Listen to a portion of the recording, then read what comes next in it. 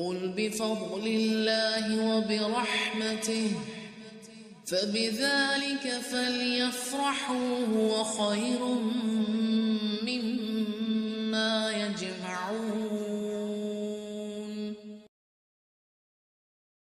وَلَئِن سَأَلْتَهُم مَّنْ خَلَقَ السَّمَاوَاتِ وَالْأَرْضَ، اگر آپ ان سے پوچھیں کہ زمین و آسمان کو کس نے پیدا کیا ہے تو یقیناً وہ یہی جواب دیں گے کہ اللہ تعالیٰ نے۔ آپ ان سے کہیے اچھا یہ تو بتاؤ جنہیں تم اللہ کے سوا پکارتے ہو، اگر اللہ تعالیٰ مجھے نقصان پہنچانا چاہے تو کیا یہ اس کے نقصان کو ہٹا سکتے ہیں؟ یا اللہ تعالیٰ مجھ پر مہربانی کا ارادہ کرے تو کیا یہ اس کی مہربانی کو روک سکتے ہیں؟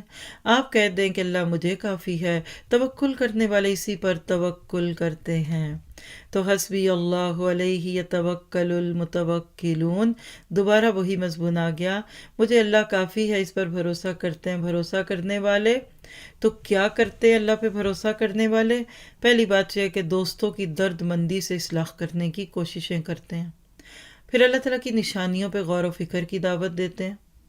غیر اللہ کے ذوف کے دلائل دیتے ہیں کہ غیر اللہ کے سہارے مکڑی کے جالے، دوف کہتے ہیں کمزوری کو۔ پھر اس طرح دوست نہ مانے تو ان کا نقصان، آپ غم نہ کریں، اپنے آپ کو ہلکان نہیں کرتے ان دوستوں کے غم میں کہ جو ان کی دعوت پہ کان نہیں دھرتے،